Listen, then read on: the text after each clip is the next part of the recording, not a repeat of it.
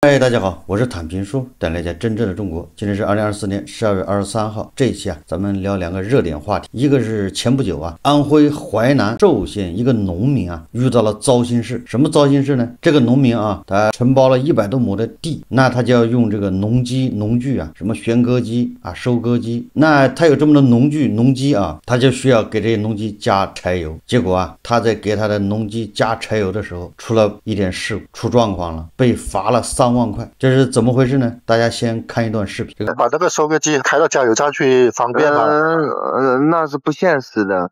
种了100多亩地，上个月农忙的时候，家里农机部柴油用完了嘛，收割机、旋耕机，我就开着车子到加油站打了1000多块钱柴油，然后车子就被路政扣了。村里面也开证明了，后期村书记也过去到路政执法部门去说了家里这种情况，到着卖了1万多块钱不够，然后我又去借的。因为他的这个车子没有相关的这个危险货物运输的这个证件，他用的是皮卡车拉的，不是正规的运输危险品的车辆。根据这个自由裁量权，他最低限就是这么多，他最低就是3万。人性化都已经给他低限处罚，我们也不能说我们查扣了车就给他放着。觉得不满意的话，可以做行政复印。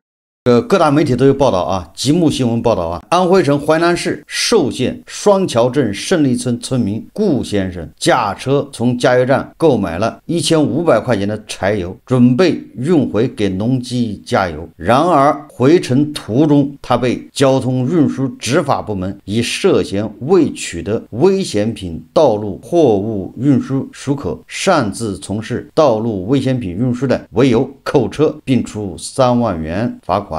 这样的新闻看了之后都让人心酸呐。这个事情经过媒体广泛报道以后大家都非常关注。后来当地的镇政府、加油站还有当地的这个村委会都纷纷出面作证证明这个顾先生拉的柴油就是回去给他的那农机加油用的。而他这些农机实际上是没有办法开到加油站去加油的。你说这不就是变成一个死结吗？根据顾先生自己说他卖水稻一共是卖了18000块，结果因为用皮卡车拉柴油被交通执法罚了3万，车辆也被扣下了。这个顾先生没有办法就到处借钱凑齐了3万块罚款，这才被把扣着的皮卡车给拉回来。这顾先生回到家里越想越生气。3万块的处罚对一个农民来说已经是不小的数目。虽然他承包了100亩地他能挣3万是不容易的，辛辛苦苦一年，这指望着这个秋收能挣一点，结果这一年是白忙活恐怕还要倒贴进去1万2。这个顾先生越想越生气即便有这个镇政府、村委会还有加油站的证明说顾先生拉这个油就是给他的农机加油用的，但是这个淮南交通运输执法支队那依然是叫严格执法。政府替这个顾先生还请了法律顾问，准备进行申诉。这个执法队的人说我们也知道这个情况，但是你这顾先生确实没有危化品运输的这个资质，现在对顾先生处理已经非常人性化，按照最低限度3万进行处罚，这已经是最低限度。如果你要不服的话，那只能是申请行政复议。说的好听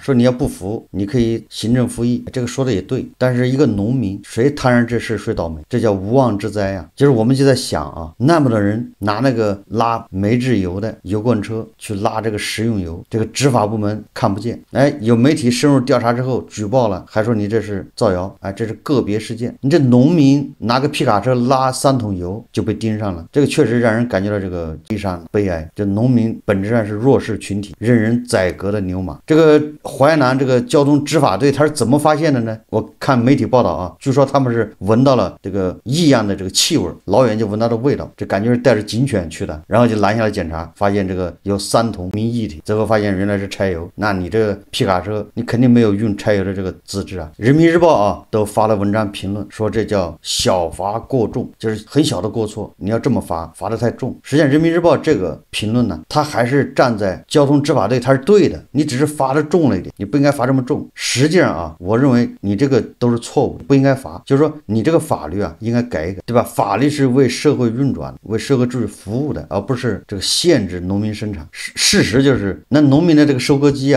那玩意他不能开到加油站去加油他怎么加？那农民的收割机他怎么加油呢？那农民不种地了吗？对吧？你得切实的为农民解决这个难题你不能说一罚了之。总之你不能用柴油，是不是是有一种可能啊，就是农民你可以花钱从加油站雇那个，或者从别的这个二道贩子手上，你雇人家的油罐车拉了油过去给你那个农机加油，这个似乎也是个解决路径，这是我自己想象的啊，这是个解决办法，能够解决安全问题。但是这个是不是给农民增加了好多成本？他种地本来就不赚钱，赚不了什么钱，完了他加个油他还请别的加油机过来，那你说这费用多高吧？哎，你除非说打个电话，加油站免费送油上门，有没有这个义务？如果你解决不了这个，然后你就一味的叫严刑峻法，这农民给他的农机这些机械加油那是天经地义，不能耽搁。这个秋收啊，对吧？这个什么播种啊，这些东西它都按照时辰来的，你不能耽误时间，耽误一天，他说不定这一季的收成就受影响，说不定就没了。也就是说啊，我们认为你不能一味的赌，当然我们也不能说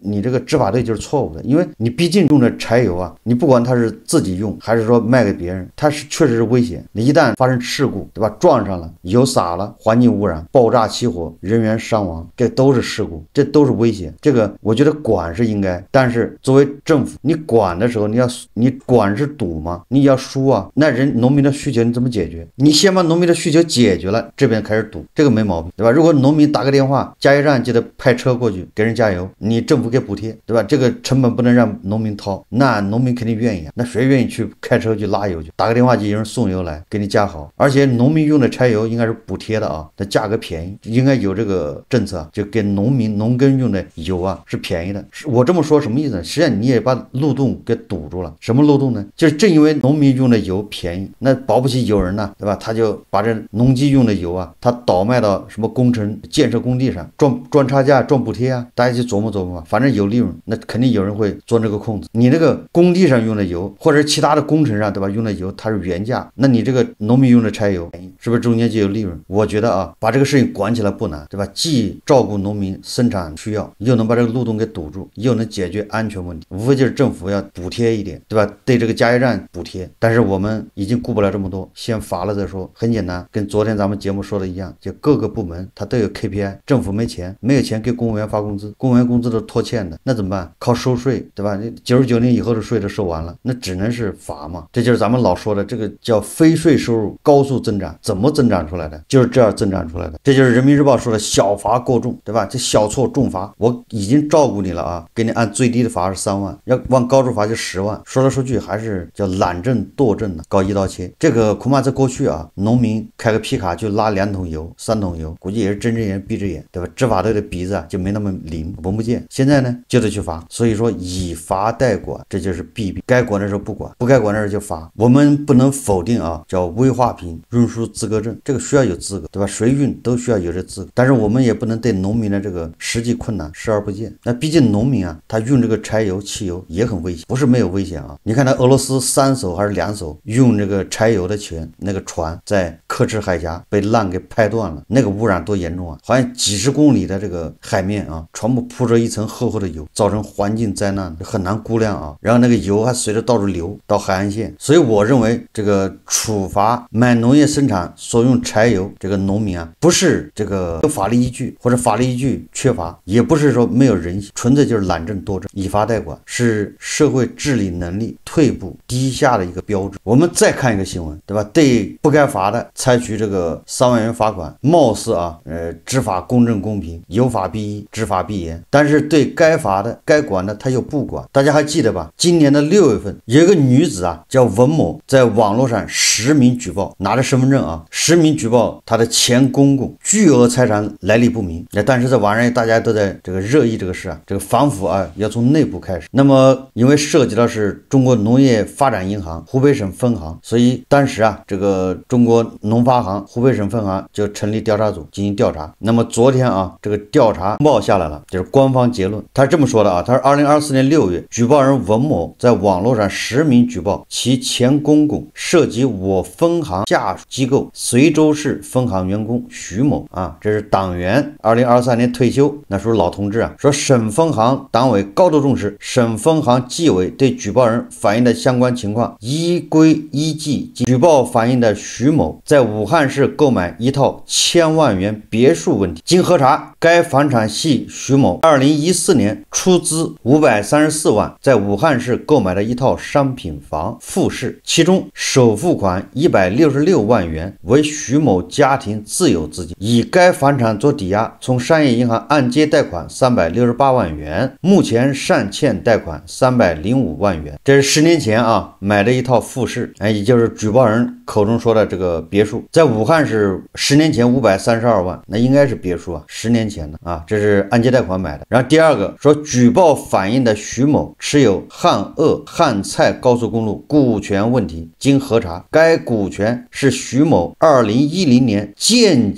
接继承其近亲属（括号啊，这个近亲属啊，生前还经商遗产所得），说未发现徐某取得以上资产存在违纪违法行为，也未发现徐某存在家庭巨额财产来源不明的问题。你看看人家内部举报，然后你上门去查，居然查出说没问题。你是农民拉3桶油，马上就能抓住，人赃俱获，铁证如山，马上罚3万。你这么一对比啊，你就发现就无处说理，一种无力感。但是通报接着说啊，他说另经深核查发现，徐某2010年间接继承其近亲属所持有的高速公路公司股份后，一直未向组织报告。徐某2008年至2016年违规以个人名义对外开展民间借贷活动，2013年至2015年违规参与某名义小额贷款公司经营活动并取酬。徐某的行为违反党的组织纪律、业纪律，依据中国共产党纪律处分条例等有关规定，经省分行党委批准，省分行纪委近日给予徐某留党察看1年处分，按规定降低就待遇，对其违纪所得予以追缴。我分行将持续加强对员工教育管理，感谢社会各界关心和监督。对这个中国农发行湖北分行的这个通报啊，举报人那当然是不认可啊，大家可以看视频啊。我实名举报我的前公公徐成，他是中国农业发展银行随州分行的审计科科长，他们全家都是银行的普通职员，却在武汉购买了上千万的别墅。我在和他儿子的婚姻期间，发现他家有大量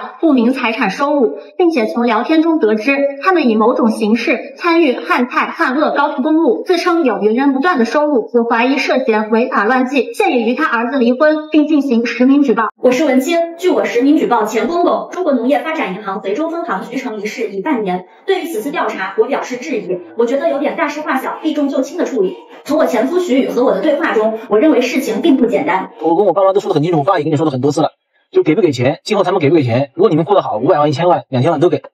你说我一个公务员，我以后挣再多钱，我爸妈给我再多钱，我的名下都放不了钱的。徐成作为一名普通的银行职员，在其任职期间，他参与了高速公路，参与了高额放贷，还涉及传销。通过这个官方的通报啊，有几个疑点啊，就是网友啊想不明白。第一个疑点啊，它主要是2个事嘛，一个是这个在武汉的别墅，对吧？你一个农发行的员工，你能买别墅，对吧？你一辈子工资是多少？第二个就是2条高速公路的股权，就这2个事。但是这2个事官方的通报啊，避重就轻，有点这个难以自圆其说。首先啊，这个别墅的问题，它是2014年花了530多万买的，按揭看样子是30%，首付款呢就是166万，贷款70%。问题是啊，他2014年贷款还到现在2024年还了10年，他贷款是368万，还了10年剩305万，这个那他这10年是怎么还的？10年一共还了60万，一年还6万是吗？就这个账啊，就是你调查人员能不能把它说清楚？2014年贷款368万，还到现在还剩贷款305万，那这个有必要解释一下？因为好多韭菜都是买过房的，不太理解这事，对吧？这不就引起误会了吗？你一旦引起误会，你整个的这个调查报告这个通报，人家就要打个问号，值得怀疑。所以他这一块应该说清楚。第二个啊，就是他2023年退休，那10年前他应该是50几岁吧？这50几岁还能贷款吗？就是10几年前的政策啊，按揭贷款能贷吗？贷款30年，你都已经80多了，反正这个也让人怀疑啊。他这个按揭贷款挺奇怪的，设计的比较独特啊。第二个，2条高速公路是2010年间接继承近亲属，记住了，不是父母啊，是近亲属，那大概就是是比如说叔叔、姑姑啊、舅舅之类的啊，叫近亲属嘛，间接继承近亲属遗产所得，那你这个也得把它说清楚啊。你都已经是通报，对吧？而且他是公职人员，公职人员你财产通报应该更加透明啊。就是他是哪个近亲属，这个近亲属为什么他自己没有儿子吗？根据这个咱们国家的继承的法律啊，对吧？遗产继承，那是首先是那个遗产所有人呢是他的父母，对吧？他的子女首先是得到继承。那他这个近亲属上没有父母，下也没有子女是吗？如果有子女的话，怎么会把遗产还给一个外人？就这个就不太理解啊。难道湖北这民风就这么好？哎，他这个近亲属生前经商，意思是他有钱，生前经商，所以他可能就有了这个汉菜高速公路股权，做生意成功嘛，有了股权，遗憾的是没子女，然后只好把这个股权啊，这个遗产就给了他这个一个亲戚。这个说谁爱信谁信，关键是啊，未发现徐某取得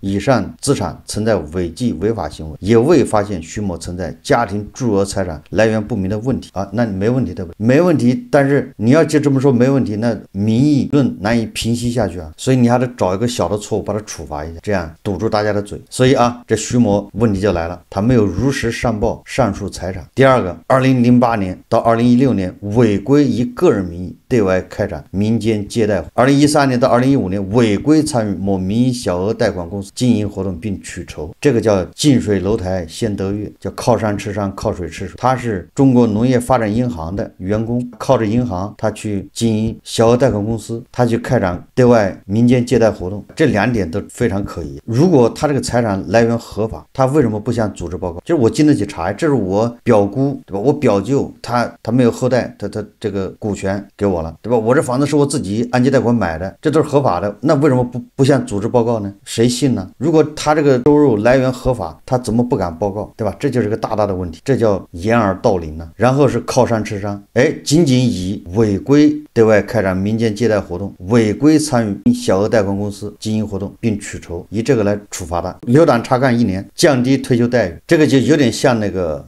咱们说的江西南昌这个李怡学件啊，李怡学指控辅警赖某猥亵，哎，官方认定啊赖某没有猥亵，但是这人你要不处理也不行啊，所以找个理由说他是私自会见当事人，就这一条把他开除了，或者让他不通过，他自己辞职，是不是一个道理啊？就是既不承认错误，但是我为了平息舆论，我处理他一下，找个别的借口别的理由罚他一下。这个中国农业发展银行湖北省分行也是这个路数啊，叫避重就轻，这个可真是叫越描越黑啊。这个不能怪网友啊去推测，因为你自己不把说清楚，没有一个地方能让人信服的。为什么这么忌惮呢？那只能说是害怕啊，拔出萝卜带出泥。他呀是那个毛衣那个线头，对吧？你要把线头蹬出来你不放，你可以把整个毛衣给拆了，这事儿就大了。所以赶紧找个借口把他处罚就算了，这个事情不能深究啊，不能严查。这个千万别墅是不是某些单位集体的福利分房呢？都有可能啊，是不是人手一套，对吧？这玩意儿能查吗？那些股权，高速公路的股权十有八九是白手套啊，对吧？是白手套让自己的亲戚去代持，代持完了之后，亲戚再把这个财产转移给他继承吗？轻拿轻放，对吧？不能让干部们呢寒了心。所以你要对比一下，这个新闻就是这样，你一对比你就发现问题来了。对农民，对吧？拉了3桶柴油罚3万，对吧？对待干部，对待自己人，那是高高举起，轻轻放下。就按理来说，你财政缺钱，应该把这些人的钱给没收啊，这钱多啊，你把农民你能薅出多少钱出来呢？薅得大家不高兴了，对吧？这些贪官，你说你薅几千万出来了，得顶多少个农民啊？但是那也没办法啊，因为贪官是自己人，容易出事，只好苦一苦韭菜，苦一苦牛马，自己查自己啊。那你说还能查出什么问题？这叫自查自纠。所以如果要想让大家信服啊，如果要取信于民，最好是让别的部门来查，湖北省纪委监委或者是异地来查一下，对吧？你让他自己查自己，你说能查出什么问题？只能说民生多艰呐，对吧？这个案子也告诉广大干部不要害怕，不要怕窝里反，不要怕家里人枕边人举报，对吧？自由组织给你兜底，对吧？这个确实是不正之风啊！这个动不动就举着身份证举报家里人贪污，这还了得？你说这让干部怎么开展工作？人人自危啊！所以这个不正之风啊，一定要刹住啊，对吧？让你举报都没用，广大干部从此安心工作，安心为人民服务啊！好，这期节目我们就聊到这里，感谢大家收看。如果喜欢我的节目，欢迎订阅转发，也可以在下方留言，谢谢大家。